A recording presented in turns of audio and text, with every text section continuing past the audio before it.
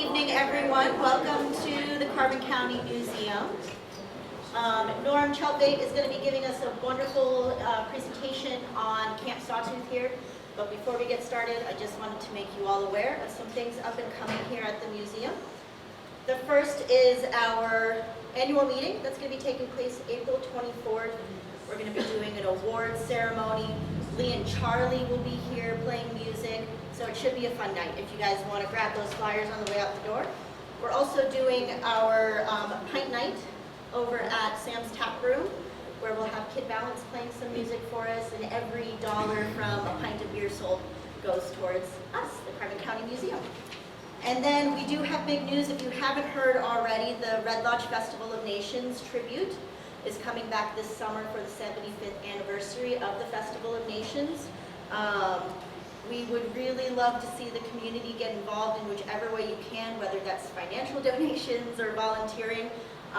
We were hopeful for the Humanities grant. As many of you know, Humanities was canceled on a federal level, so we will no longer be getting those funds. So if anybody would like to donate some money to help make up for that deficit, we would absolutely love and appreciate that. And if you're getting lost with all the events coming up, here's a list. You can pick it up on the way out the door. It has just about everything from now until September, but it is subject to change because I get all kinds of good ideas all the time. So thank you all again for coming tonight. And I would like to present my good friend, Norm Tjeltveit.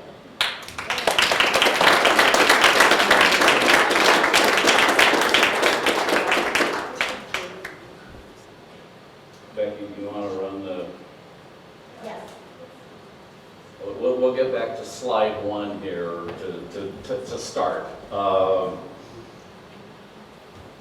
Debated a little bit how much to bore you with why I got interested in this subject. Just suffice it to say that, you know, in any of you who kind of look around for history, we end up chasing rabbits. This is a rabbit.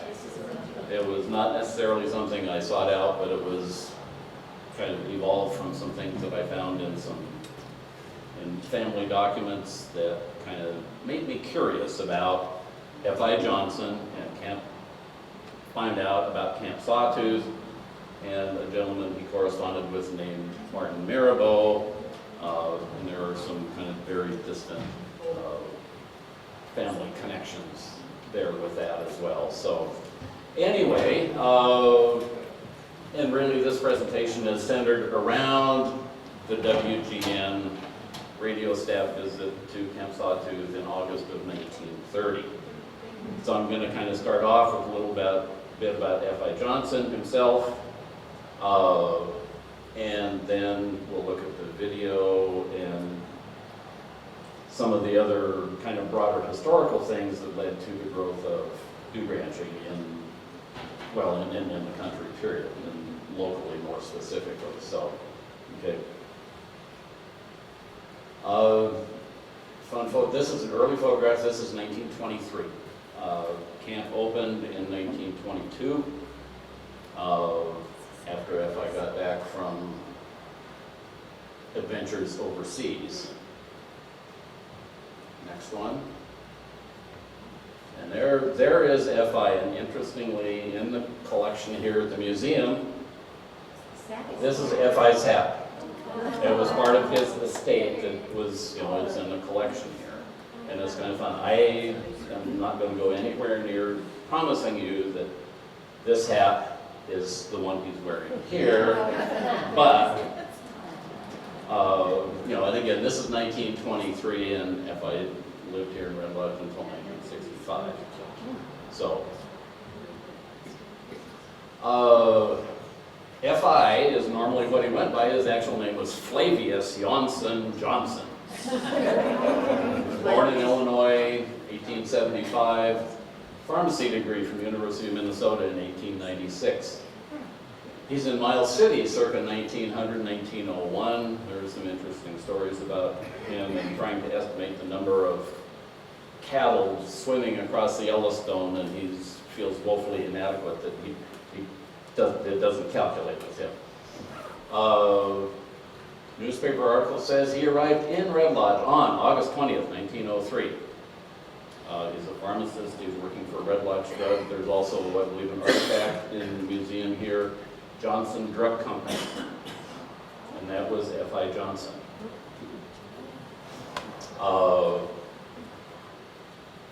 So he's working Johnson Drug, Red Lodge Drug. He filed on his homestead in Nebraska in 1911.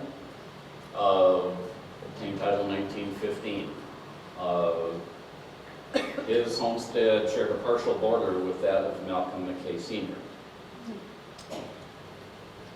For those of you who are familiar with the McKay family, anyway.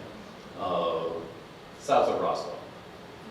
He served as a captain with the American Red Cross all across Western Europe.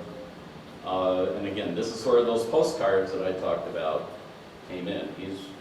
FI is mailing postcards from all over Western Europe to Martin Mirabeau, who was the postmaster in Roscoe in that time period. And Vienna, Paris, Berlin, Warsaw, right after World War I. World War I is over, the Russian Revolution is not. And he was actually in Crimea when the White Russians when the White Russians were chased out by the Cossacks. One of the guys in his group was actually caught and spent over a year in Russian prisons, circa 1921. So, I mean, my life hasn't been adventurous enough. You know, I got my pharmacy degree, I've, homesteaded, I've been overseas with the Red Cross for a year. The second year he went back in 2021, he's trying to sell horses. Because, World War I's destruction took out an awful lot of horses all over, the continent, and they were, this is largely pre-motor vehicles, or you still used a lot of horses, so he's going over there, and maybe it didn't work out, so he ended up with the Red Cross again. He gets back, basically, to Red Lodge, spring 1921. Sawtooth opened in 22. And F.I. died in Red Lodge, October of 1965, 90 years old. And we'll get to that into that here. Okay. This is kind of on the way to Sawtooth, taken from the Slide Rock Trail. Switch sides here for a minute with my maps, are a little easier to do it from here. Slide Rock Trail, this map right here, roughly Ritual Lodge or Lions Camp. Switchbacks here. Slide Rock Trail is roughly up in here. Kind of comes up, be southwest of Twin Lakes and north of Quad Peaks.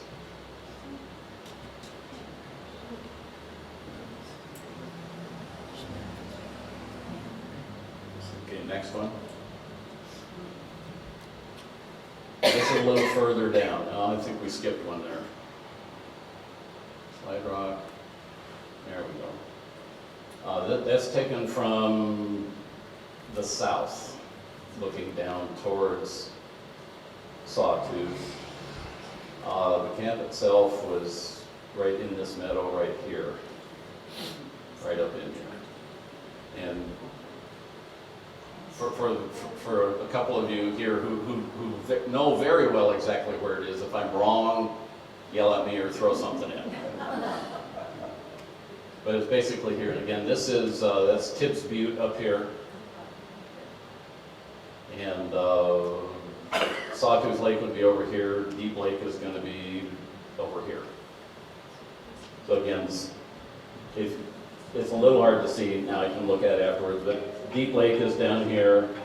Sawtooth Lake here. Sawtooth Mountain. The camp is right in here. And again, Tibbs Butte. Long Lake is up here. Beartooth Lake is here.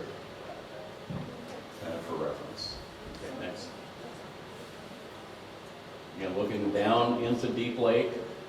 I kind of reference altitude-wise, Long Lake up at the top is at roughly 10,000. The camp is around 9, and I believe Deep Lake is at about 8,000 feet. To give you an idea of, up, down. Okay, next.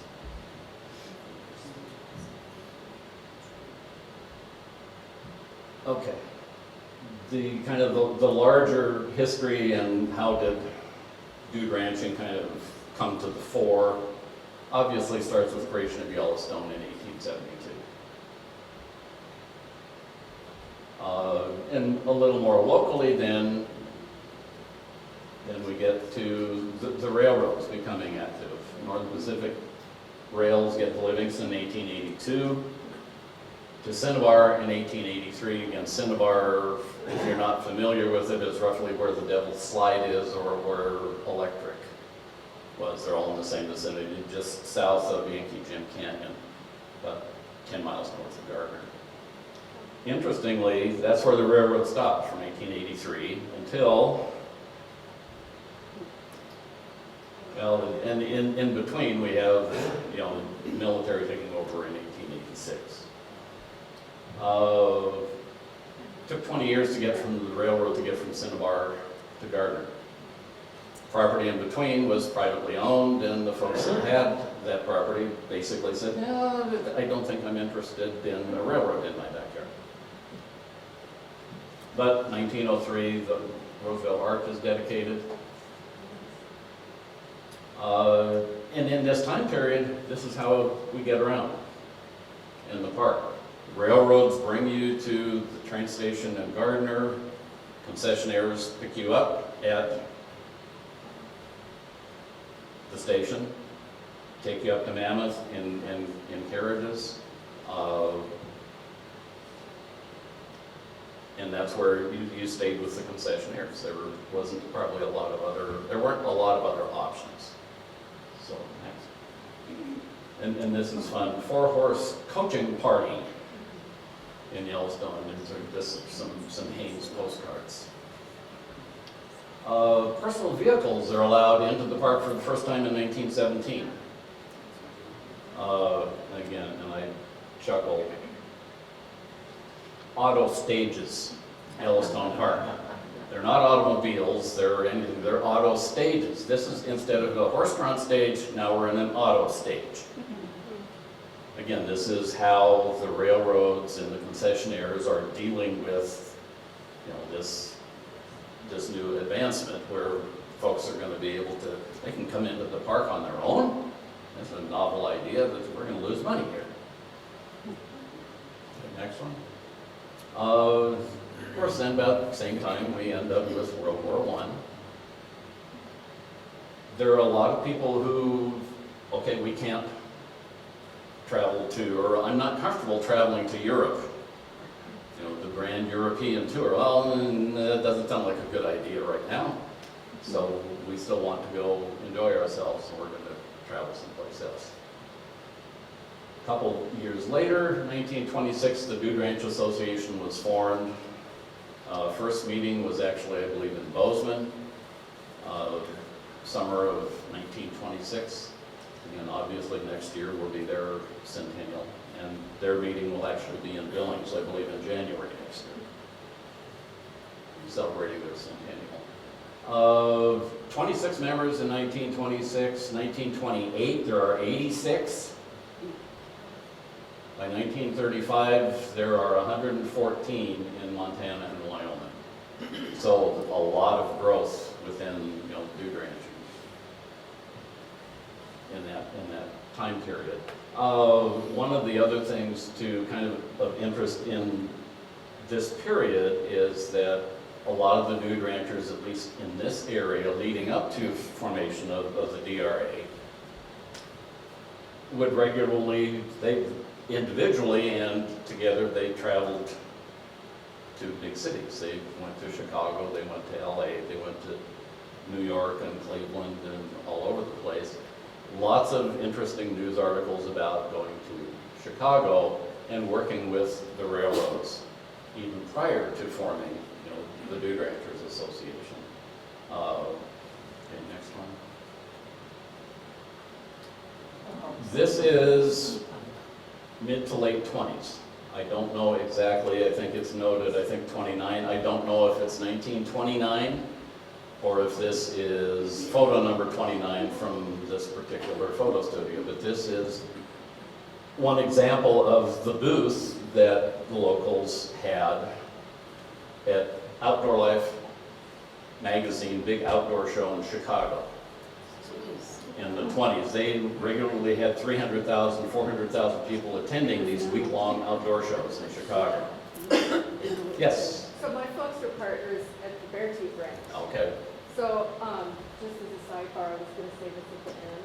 If anyone wants to learn about the Beartooth Ranch of the Stillwater Valley, I did a big talk like this. Okay. It's on the Beartooth Ranch Wrangler Facebook page, Okay. and it's also on Buzz. Just if anybody wants to learn Okay. about more ranches. But I saw that and I thought I would just Yeah. raise my hand. Well, out. and again, and this is, I mean, that's part of the fun of this whole thing. Well, okay, we have Beartooth Ranch at Dean, and current owners of Beartooth Ranch are Savani Stillwater, correct? East Rosebud Lake Clubhouse. And in this era, that would have been run by the Brongers. And then we see the Billings Tourist Park, gateway to the Beartooth Mountains. Again, I'm not positive, but I believe that is Camp Sawtooth. And that could be either Ritual Lodge or, what's the other one I'm thinking about? Camp Senior. I think it's probably one of those two. You know, it's fuzzy enough and so forth, I can't tell for sure. But again, you know, and again, in newspaper articles talk about, okay, we're going to the show, let's make it interesting. Let's take some live bears. Let's take some, let's take some coyotes with us. And obviously, you know, lots of mounts, a lot of photos, and you know, there's a fun article talks about, well, things are getting kind of quiet around here right now. Let's, you know, do something to get the coyotes to yapping at each other, and you know, people would come get drawn back in again. So I mean, these folks here representing the dude ranches. I mean, they're promoters. And they're in Chicago on a regular basis. They're talking with folks in Chicago, including, you know, print as well as radio and so forth. We don't have TV yet, so we can't do that. But next one. And then, you know, again, we get this, you know, stock market crash in '29. Again, this is probably there's going to be some impact. Folks are not going to, well, my portfolio just took a hit. We're not going to go to Europe this summer, but we still want to find something fun to do. So, you know, let's take a train trip. Let's go out to Montana and let's go take, you know, Duke Ranch. So, okay, next. Okay, now we're going to get kind of the heart of it here. The video, WGN radio. Does anybody know what WGN? Well, it was owned by the Chicago Tribune, and their tagline was "World's Greatest Newspaper." WGN. So that's where WGN got their call letters from. It was from Chicago Tribune, world's greatest newspaper. So summer 1930, some of their staff comes out. It was taken by Leon Lichtenfeld, who was the cellist for the WGN Radio Symphony. And, you know, all, you know, part of the team, if you will. The videotape, again, was donated to the museum here 20 years ago. And I think it was Patty that found the tape in the archives here. I had already been doing some research on Sawtooth. And I've been in touch with the family of Leon Lichtenfeld. And you know, obviously, we're not going to come up here from Nevada or other places, but it's fun, you know. And again, 1930, having your own 16 millimeter film camera was pretty cool. There is no audio. I will probably do a little bit of narration and maybe give you a warning here or there. I have my time notes here. Again, remember, this is 1930. These are folks who, you know, live in the big city. They're not used to things, the way things work in Montana. So we're out in the wilderness, we're having fun. So come along for the journey.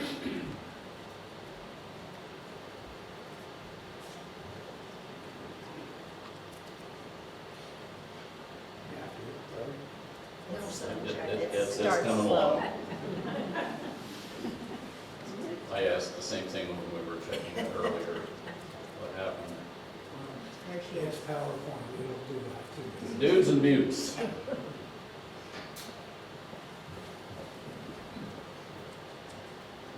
It's 30 minutes, so just be aware.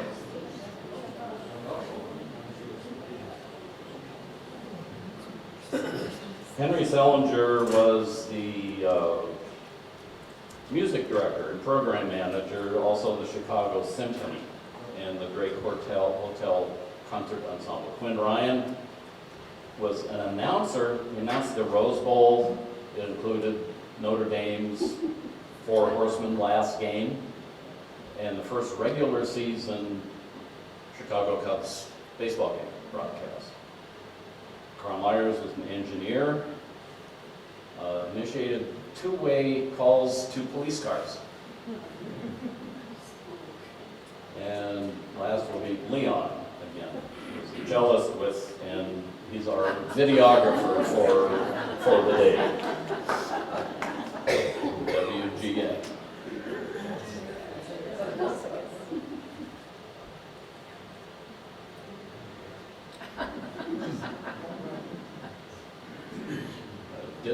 Their own disclaimer here.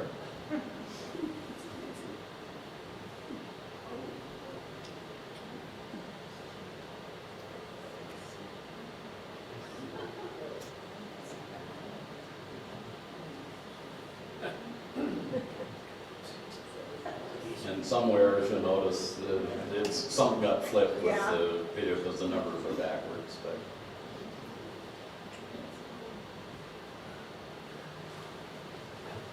I really love that imagery with the train. Leon's not married at this point. Leon is in his 20s and still single, so.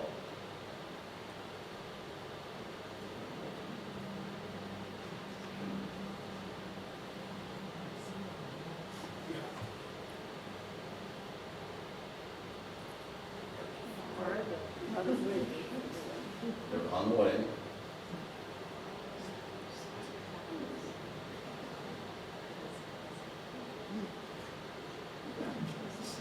Our first buttes. Okay.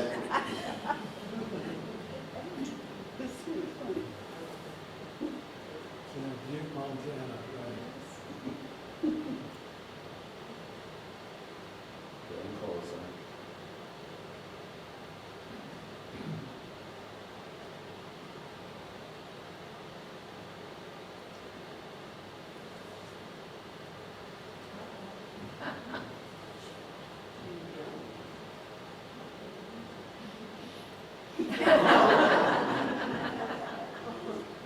They're having fun.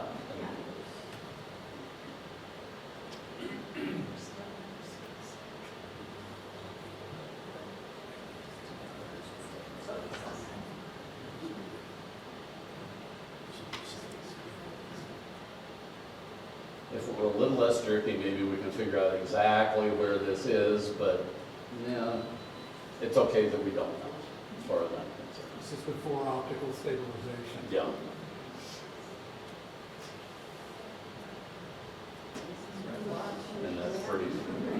that's stunning to me. Having grown up about 2 blocks away from the station, the depot.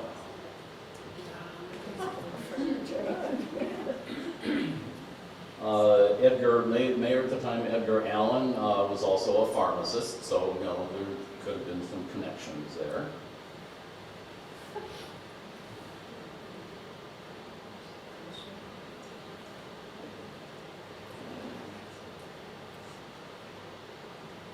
In 1930, the road went about as far as Hell Roaring.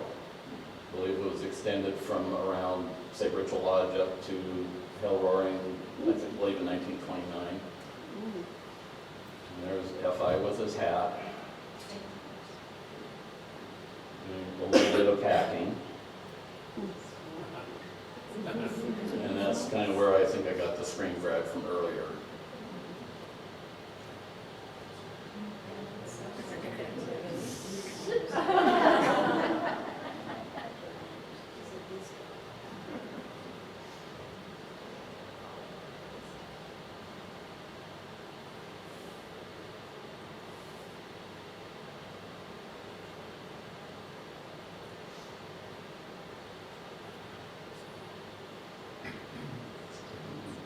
Spotted something up there, I don't know what it was.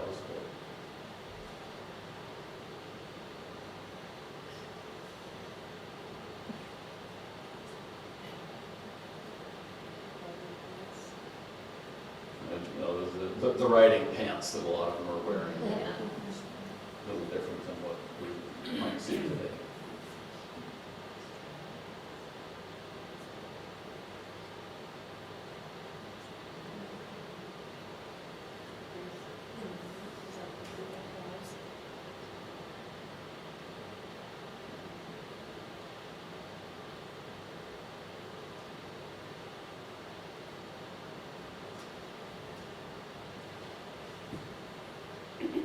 Getting ready to head it up.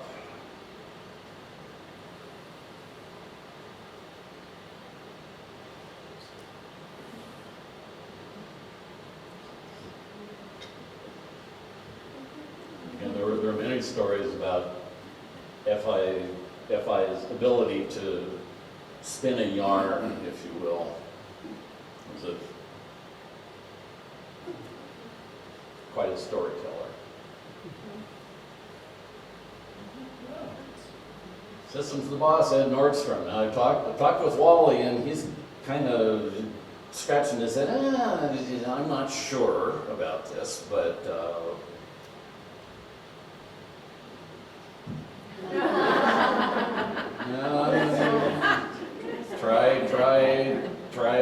try again. Try again.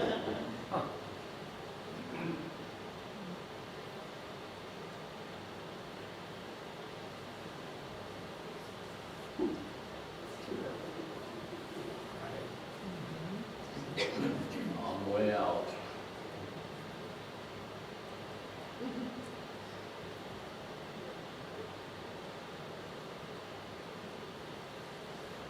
Where was it they were starting out from?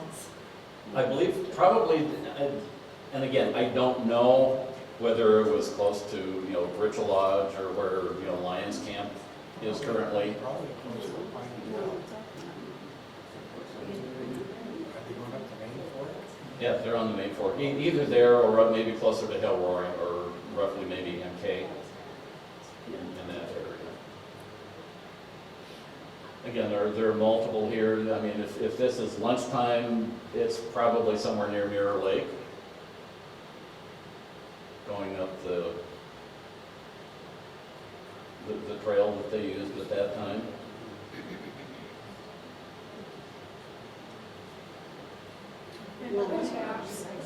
Mhm.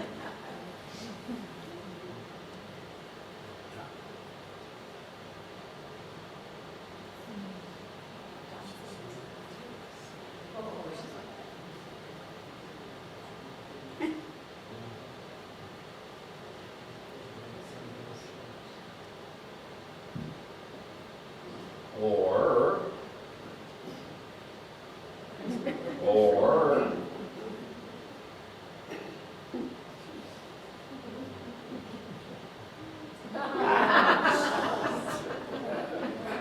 said, big city guys, just not something they're used to.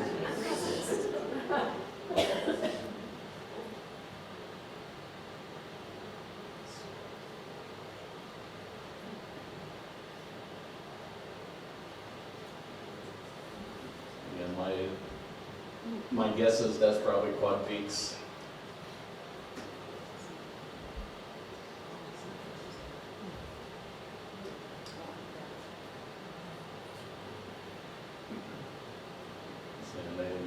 You can see they're working. We've got a pretty good incline there that they're coming up, even with the switchbacks.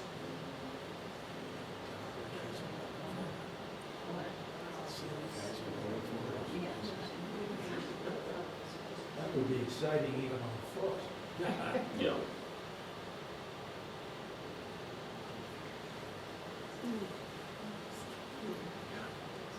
Now we have arrived. Again, there's parts of it still under construction. You know, the two-story, the main lodge is there. The 1923 photographs we have, it's not there. So it's there by 1928. Hey, we made it, we made it.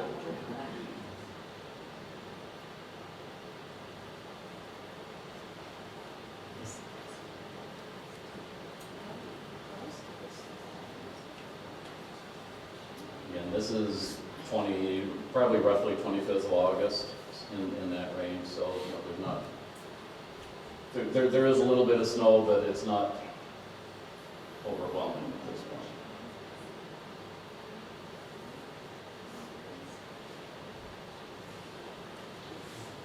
Again, there's obviously that this building is still under construction. You get to see what the accommodations were like. Not a five-star resort, you know, but that wasn't the purpose of why they were here. They weren't at Sawtooth for that. They were there for the scenery, for the fish.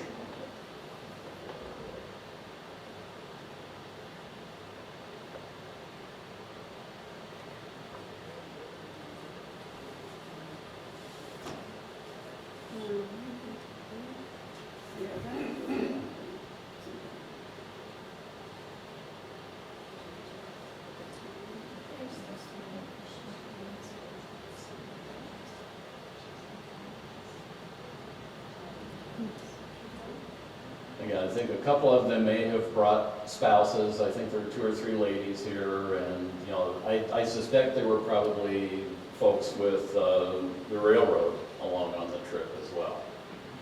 Just you know, kind of counting heads and reading between the lines with some of the news reports of the period. Don't know who this is. Interestingly, one of the folks who actually worked for FI was Jimmy Joe Ayling. And another one that I see, I think Ross is here. The George Troop was another one who worked for FI for many years, and I believe it was his sister would have been Waple's grandmother, right, Ross? Okay. Okay. Yeah. Okay.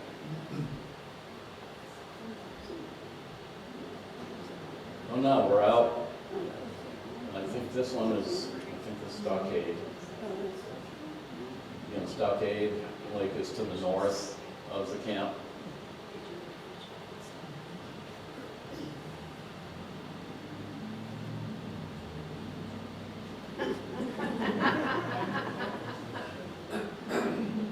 Where to go? Where to go? There it is.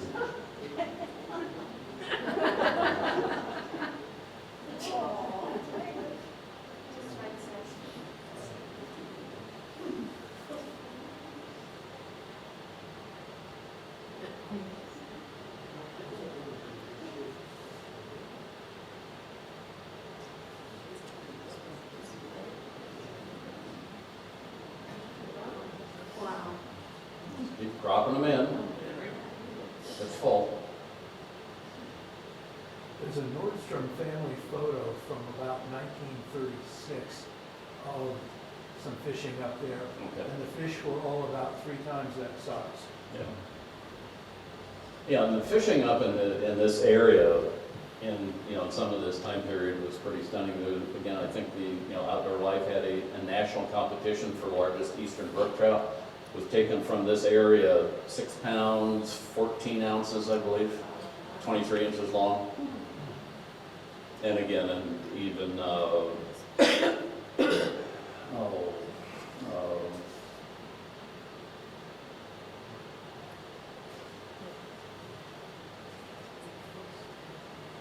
Greenos and F.I. Johnson and many others were, repeatedly, reported to have been taking fish, planting fish in a lot of the highways.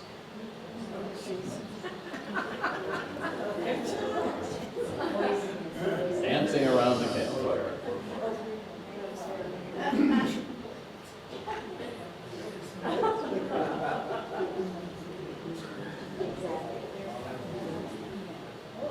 And end of part 1. So now we'll just roll into Dudes and Buttes part 2.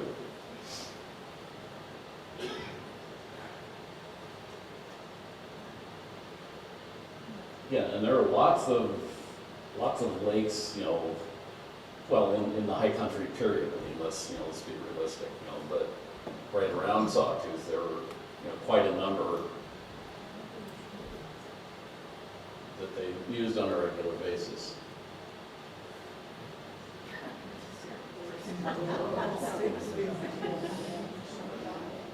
I'm not a horse guy, but some of what they're doing, I'm kind of scratching my head going, yeah. But again, this is guys from Chicago.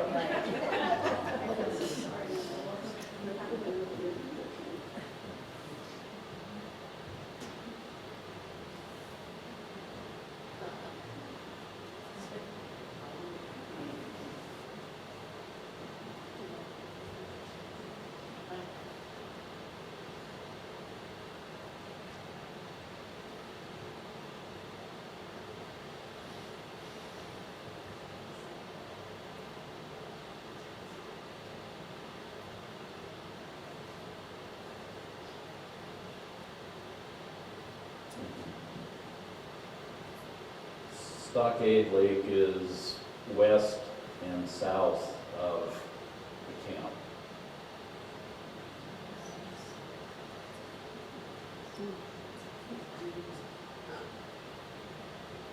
And I don't remember at the moment if it was Sawtooth or Deep Lake, but I believe in 1929, a fish taken from there was served to President at Old Faithful. President Cleveland. It was taken from one of the lakes here and taken down to Old Faithful for the president's breakfast while he was visiting there. Wow.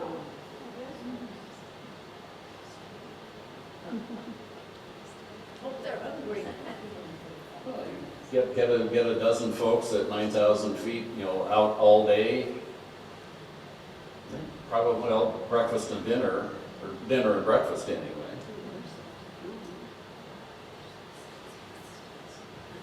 Again, Sawtooth earned its name. Again, I think the peak it's about 2,500 feet. No, and I am not certain that that's anywhere near the top, somewhere on Sawtooth, but kind of it's the video's fun just because of the scale. You get the people on there and say, how do I get higher up, or maybe this is far enough.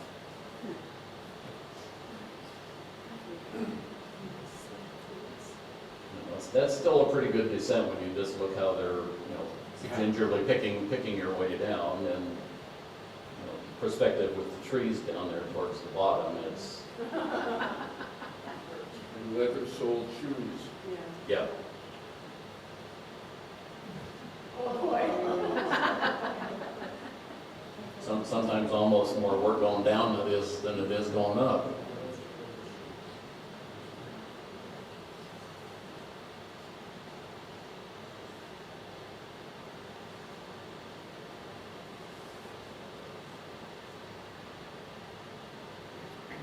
Lookout Point is, I believe, to the south of the camp. It's still west of Deep Lake. But it kind of gives you that perspective again that earlier in the presentation, they showing kind of where the camp was in the meadow, and then with Tips Butte further to the north.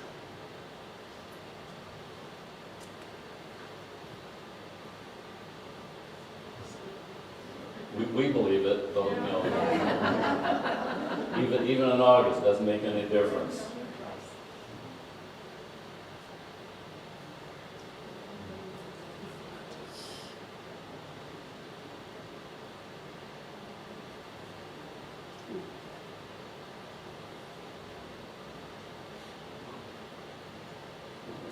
Hard to say exactly where that is in perspective, but it's interesting to see the bathtub ring around Deep Lake. Deep Lake, it has its own, you know, fascinating story created by a large landslide. There is no specific outlet to Deep Lake. It simply filters out through the street. And I know some of you are going to love this too. Go, rain, go.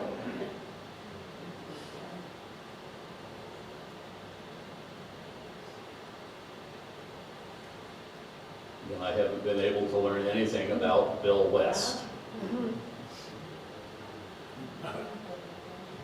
Again, you know, a couple of the early grazing allotment holders in this area were Los Camps and Tibbs. Both had grazing allotments up there. So Tibbs Butte and Los Camp Lake are named after some early grazing allotment holders.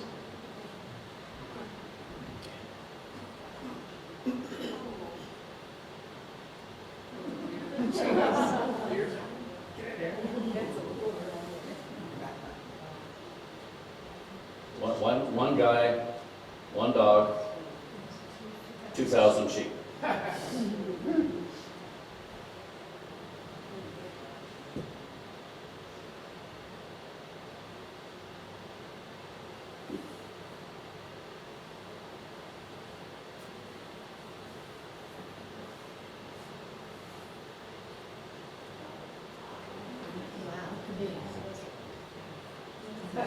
Good boy.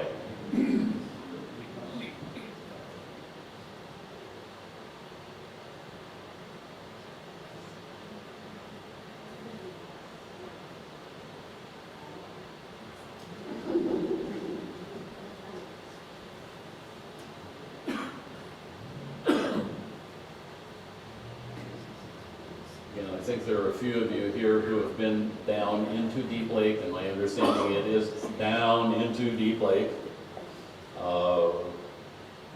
Good climb to get down again, a good climb to get back up. And again, going out the other way, again, I understand that is a challenge. Going out down to the east, down towards vicinity of Clark, I guess.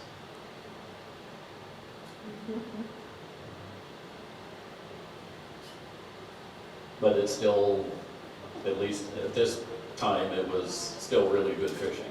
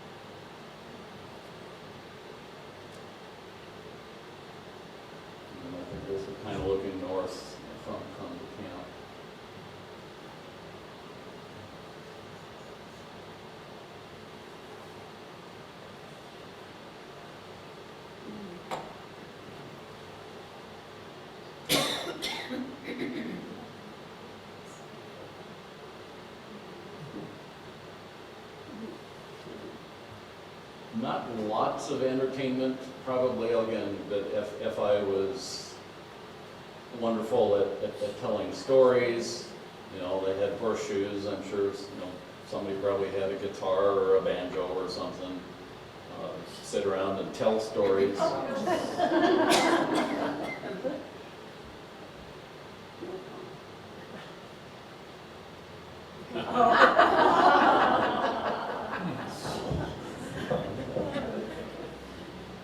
are times.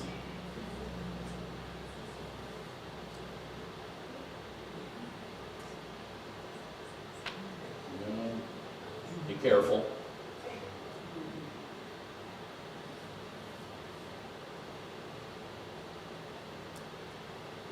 On the way out at the end of their stay,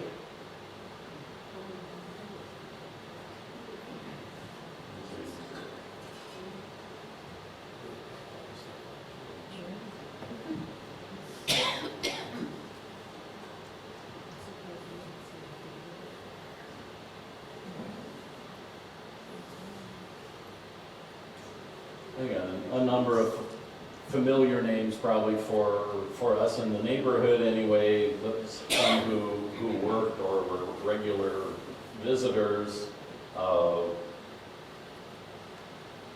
Gibos, Helen Shandy, Ed Nordstrom, O.J. Simmons, Celeste Roach, Edgar Allen, Tom Pollard, Bus Lotney.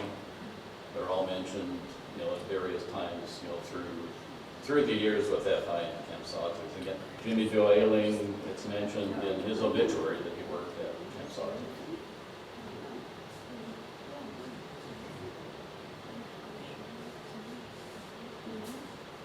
And you notice coming down the trail, they're not riding, they're walking. It's that steep. That too, probably, just sore from and on the way back home, they're in Mandan. Again, we're 1930. And I would also imagine that the tribes were working with the railroads as well in the period, but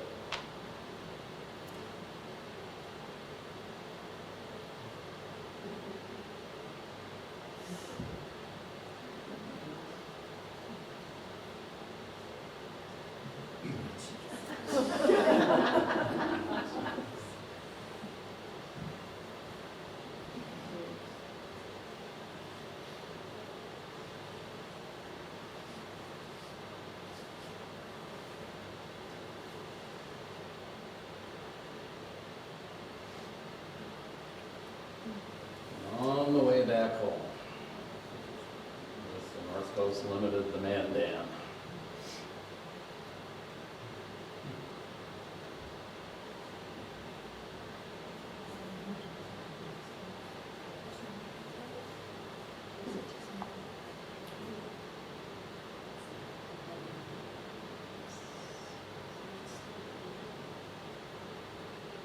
With this, we leave you green with envy, but we hope with some measure of our enjoyment.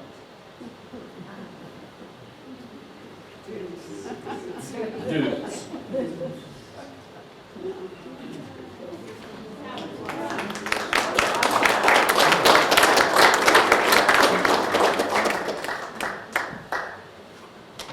Go have a few other things here, and then we'll get into, you know, I think we'll have plenty of time for some Q&A. Interesting, this image and the next one, if you toggle back between the two of them, it's the same image. The colorized one, that's a Kurt Teich postcard. But I look at a couple things between the two. There is this right here in the stream, and you look at the scaffolding or that, they are identical. Cropped maybe slightly differently. This one, I just got this from Tom last summer. So I mean, that's a direct scan from the negative in their collection. So we know that, you know, that is, and I know that it has to be 1928 or before because there's a 1928 newspaper article with this image in it. So it's nice when you get things like that where I can define it more clearly when it is. There's not a lot of the images that have specific dates. So this one, next one, Camp Sawtooth and Hostess, and again, this is probably the same age range, time range, 1928. F.I. married Mabel, or Mabel 1. That's just their number, Oh. the number on the print. I think they married in 1924, so F.I. was 48, 49 when they married. Didn't have kids. She died shortly after surgery in, I believe, in 36. He married again 10 years later to another lady named Mabel. So next to me.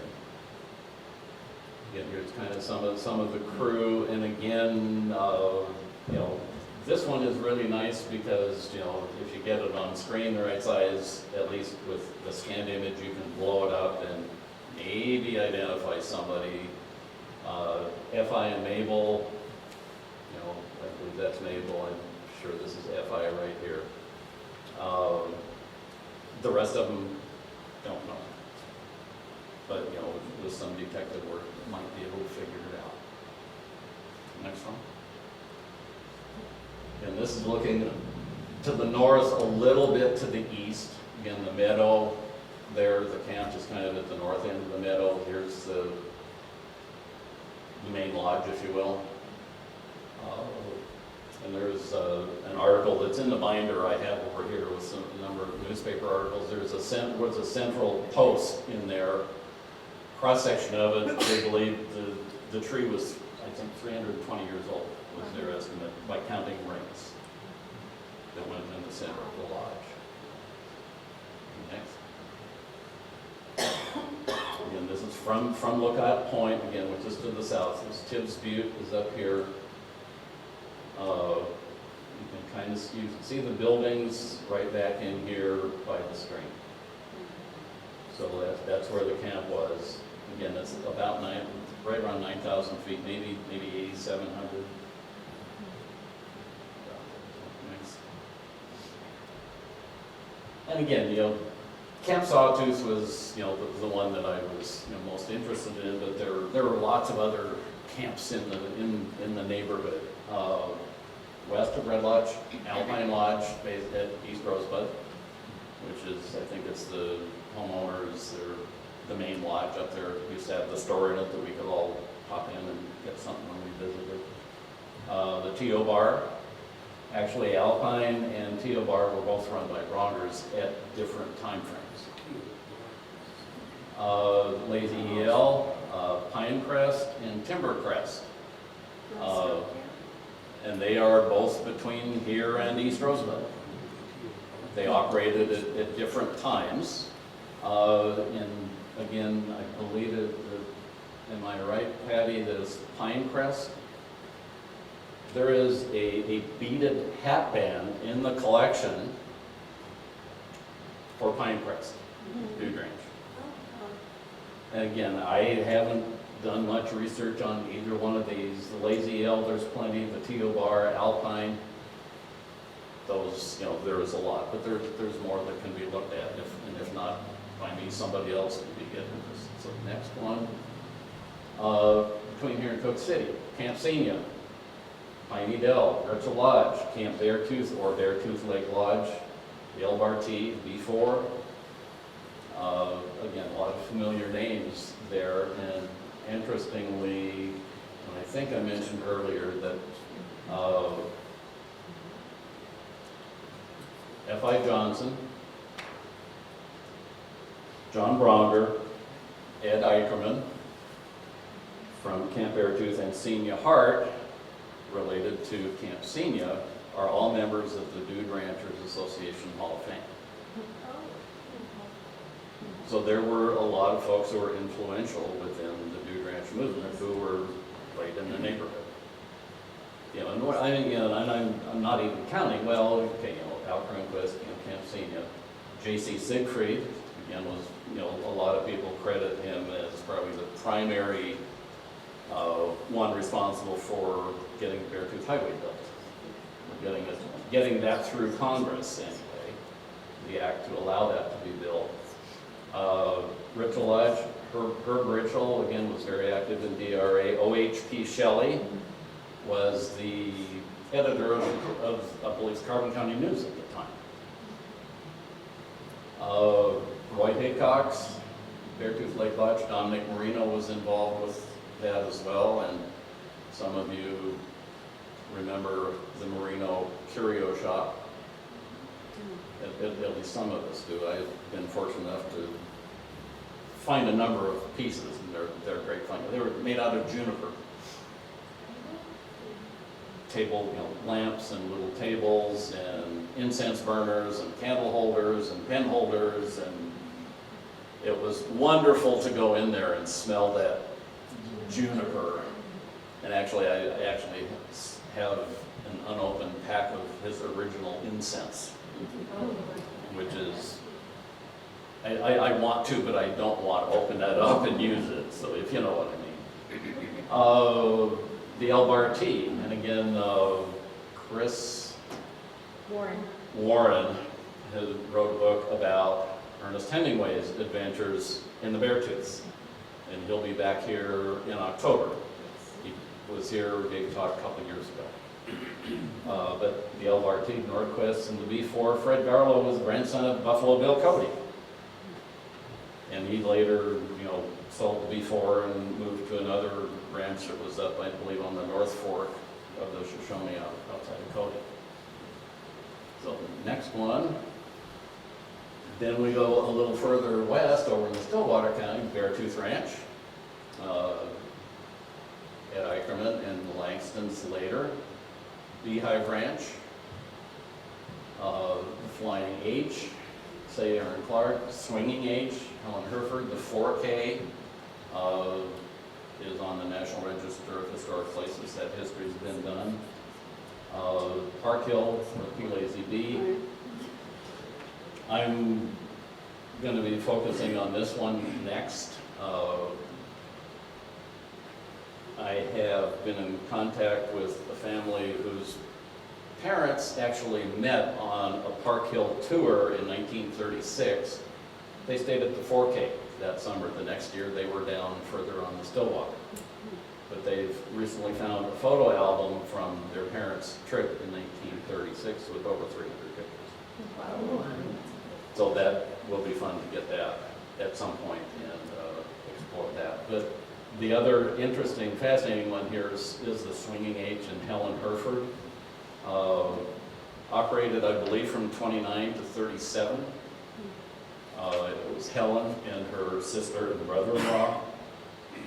When they closed it, and you know, sometime later, her collection of correspondence and photographs and documents went to, I believe it's the Burlingame Special Collection at MSU Bozeman.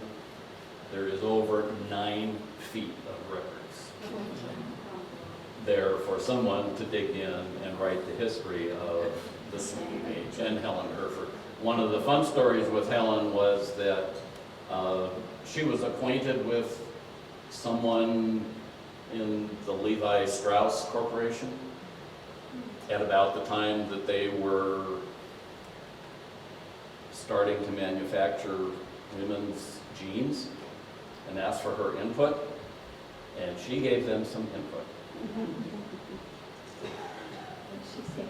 I don't know what she said. It's probably in the files in Bozeman, but you know, she was very clear with what she thought were good points and bad points. I think that's what I know at this point. And again, and that's something for someone to probably dig into. So where's the one you're going to be working on? the park, the P-Lazy B, and again, interestingly, it was operated for a number of years by Park Hill Ranches Incorporated, based in Champaign, Illinois. Where's it? It's about 10, 12 miles outside of Absaroka on the Stillwater. And then interestingly, the Eatons, Tom Eaton Sr. was one of the founders of today's Rocky Mountain College, Polytechnic Institute. Tom Eaton was one of the founders of Polytechnic, again, which merged and so forth and is, today's Rocky Mountain College. So there's, there's some fun history there as well. And I've got postcards that show that. I mean, they had a swimming pool and they had tennis courts and things like that. Park Hill tours in the day, again, based out of, primarily in the Chicago area, but they were 8-week tours. The 1936 tour, they left Chicago. They had a whole group of buses and they had support vehicles. Chicago, like through Cheyenne, all over the Rockies in Colorado, the parks in Utah, Las Vegas, LA, Yosemite, San Francisco, Lake Tahoe, Yellowstone Park, and in 36 they were 2 weeks at the park at the 4K, and then back to Chicago. Later years they purchased property up on Flathead Lake.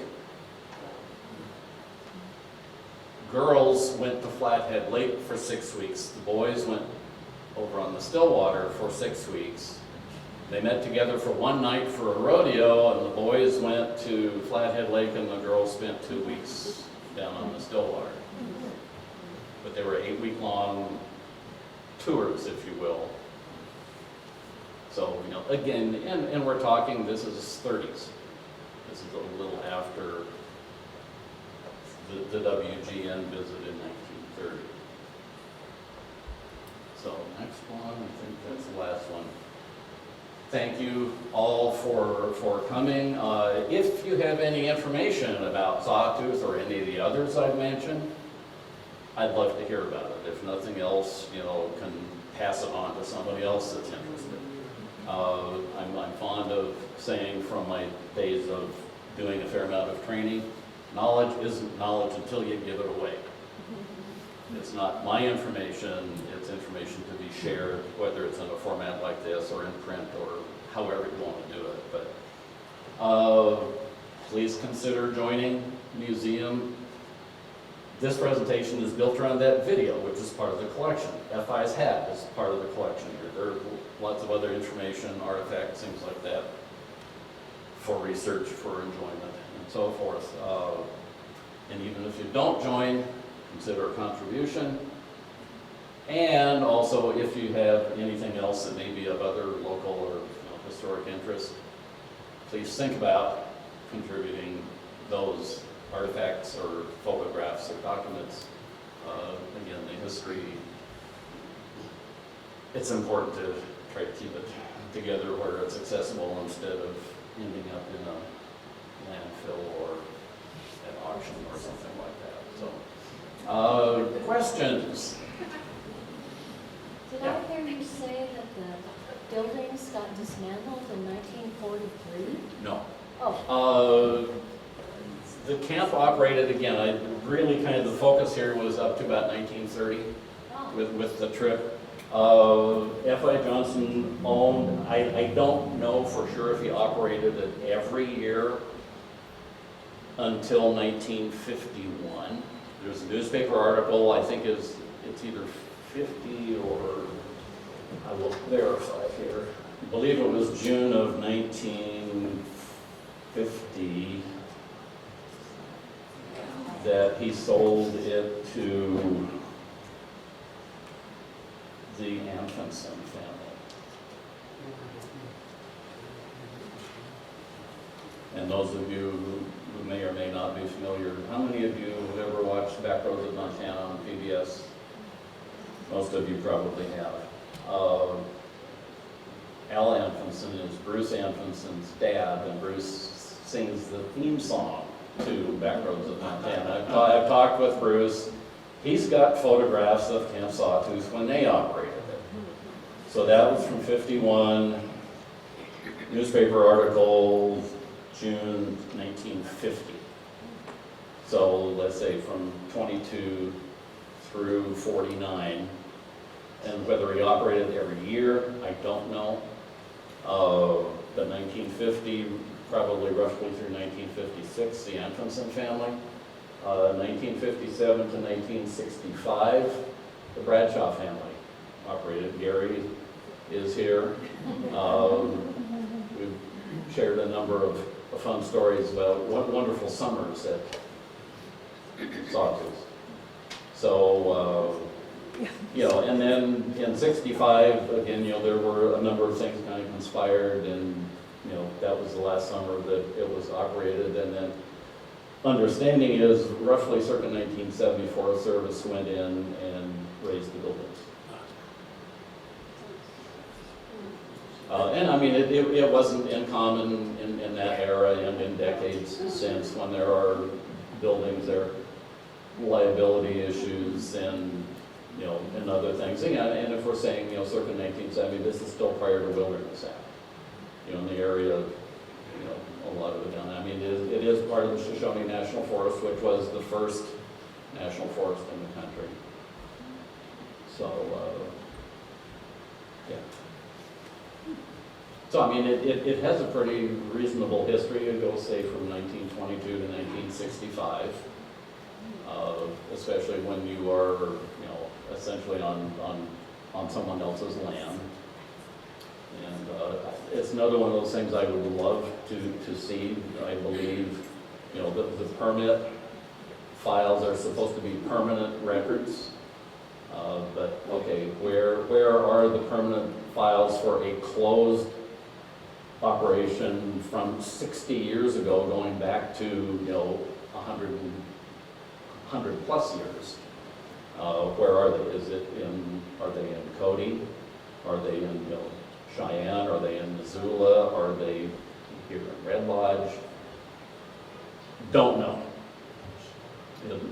Some more investigation. I'd love to see those closed permit files, but I don't know that I'm going to hold my breath waiting for that to happen anytime real soon, going into a Forest Service office and say, I want to look through your records. Do we know how the building of the Beartooth Highway affected Camp Sawtooth? I don't think probably a lot. It was far enough away from it. Beartooth, again, I mentioned, Camp Beartooth or Beartooth Lake Lodge. I believe, the top of the world store, the building you go into today, they moved that up from the lake. That was part of Beartooth Lake Lodge. When the highway was built, away from the lake, they moved it up there, for the business. But Sawtooth is far enough away, I think. I mean, again, I think in later years, after they didn't always have to, hike in or horseback in all the way, take off. There's, parking area at Long Lake, I think, is what the Bradshaws used. And from there, Gary, how far is it from the highway there at Long Lake to get down to the camp? The way that, what is it, 5 miles, 6? More like 4.5 miles. So, I mean, it's far enough off the highway that, and again, it was usually, folks weren't going in there for luxury appointments or anything. They were going in there for the fishing and the scenery and other things. I don't have a lot of newspaper articles. A lot of the stuff kind of peters out, late 30s.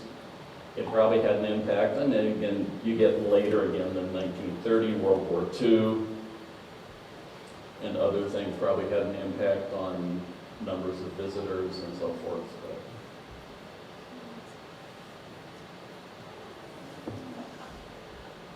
How did you go down the rabbit hole? How I went down the rabbit hole about Camp Sawtooth and F.I. Johnson in my family's archives, if you will, and things after my folks passed going through, there was a stack of 24 postcards that F.I. Johnson mailed to a guy named Martin Mirabeau in Roscoe. And I'm going, who's this F.I. Johnson, and who's this Martin Mirabeau? And this is the period when F.I. is traveling all over Western Europe, with the Red Cross. Martin Mirabeau was a Norwegian immigrant who came over, who at that time was the postmaster in Roscoe. My dad was the postmaster here in Red Lodge. I later was postmaster in Absorki.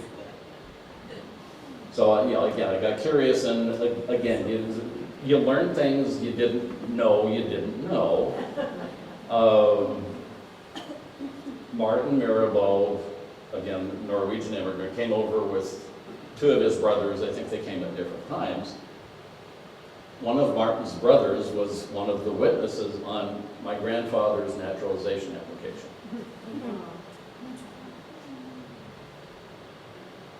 So, I learned about Martin Mirabeau, F.I. Johnson. One of the big things that triggered, how can I, last name Johnson, F.I. You start doing an internet search for an F. Johnson. What are you going to find? When you find out his name was Flavius, that makes it a little easier. Kind of like, if someone wants to look up my last name, if you want to look up Tjeltveit, if you do an internet search, my family is it. That's it. Although, interestingly, there are some Tjeltveits in Canada to whom we're not related, but not many. So that's kind of the rabbit hole, and then I learned that, his adventures with the Red Cross, defined by those postcards. This inquiry started how long ago? 3-4 years. It's been, kind of, stop and start, and, the way a lot of them do. And again, there are lots of other, I'm chasing something about, F.I., well then, Martin Mirabeau, and then his brother, and my grandpa, and, so you just kind of end up, running all over the place. And you just, that rabbit looks a little bit slower, maybe I'll chase that one for a while. Anybody else, any questions? Do we know why he chose that site? No, I don't think so. I think it's probably safe to say that he and, a lot of the others, some of the folks I mentioned, they were up in this country all the time. And they were looking and, and again, with his travels and so forth, he's probably going, that'd be a good idea, but where do I do it? And it's, again, everything I understand, it's a wonderful meadow up there, and you're surrounded by lakes. So, in some ways, it'd probably be a pretty easy choice if you're up there.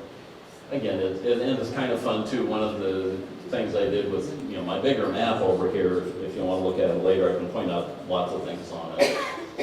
But some of the other lakes in that area, and a lot of them I think are more on the Montana side, most of this is on the Wyoming side. But again, for those of us who've been around here for a while, there's a lot of lakes up in that area, named after guys from here who spent time up there. Lou Marriott, Spogan, Leo Spogan, and there's actually Rachel Lake up there as well. And then you get Tibbs and Wolfcamp, and there's an awful lot of the ones that are up in that country that were after folks here in Red Lodge. Again, when you look at the people who went to visit Sawtooth, reported in the paper, O.J. Simmons is a regular one of the early ads. If you're interested in, going up to Camp Sawtooth, contact F.I. Johnson or O.J. Simmons. So, when he's up in camp, he needs a local aid.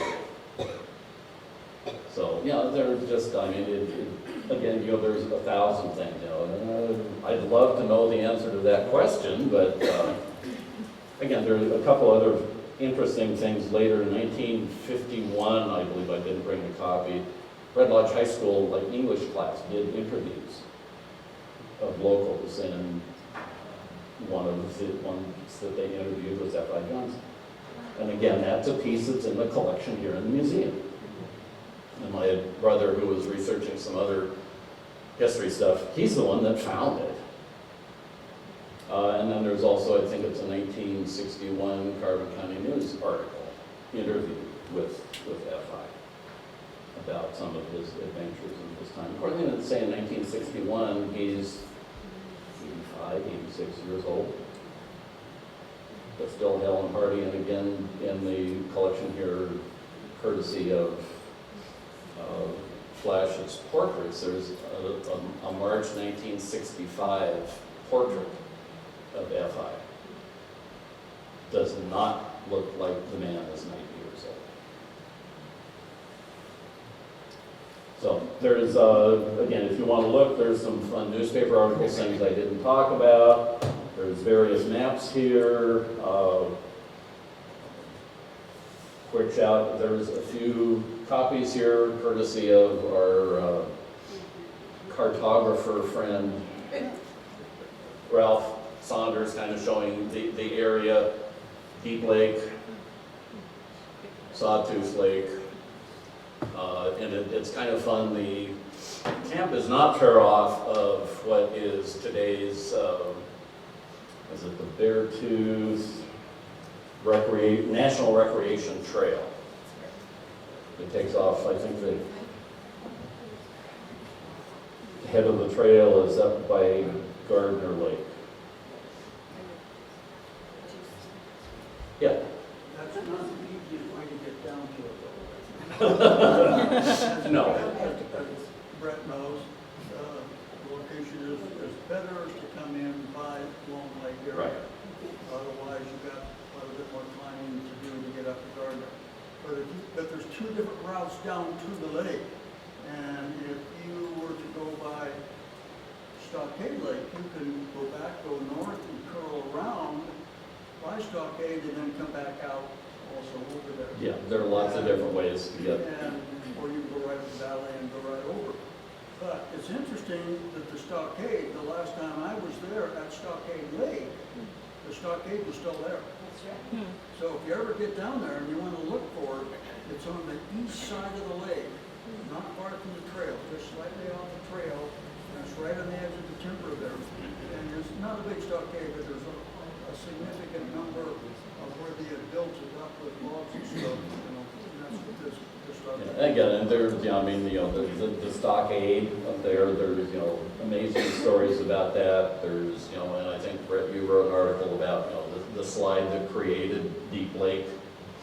I mean, just, massive, geologic slide that created the lake. There's so many fascinating stories. Again, having, I'm not a horse guy, I'm not a mountain guy, and again, chasing rabbits, you end up, chasing this, but you'll learn lots of other things about the neighborhood and context. And I apologize, I should have said that the museum does have maps of the area. They've got them right here tonight, you can show them if you would like. There you go. It shows the Wyoming Beartooths, and it shows you every trailhead and the whole way, all the way down to it. Now, it's been gone since the Forest Service burned it, yes, many 60 years ago. Yeah. But there are still remnants of that area. And one of the more interesting area to go to, look for it up against the base of the hill, is where their dump was. It's a little interesting stuff that you can look around in that old dump in there. And of course, that was natural at that time, they just, they had that. But anyway, they've got those, if anybody is interested tonight, they'll pick it up. Thank you. Anybody else? Questions? Anything? Thank you again. I'll be hanging on for a while.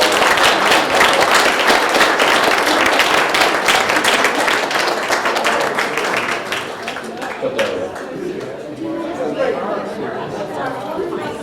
Thank you so much. You bet.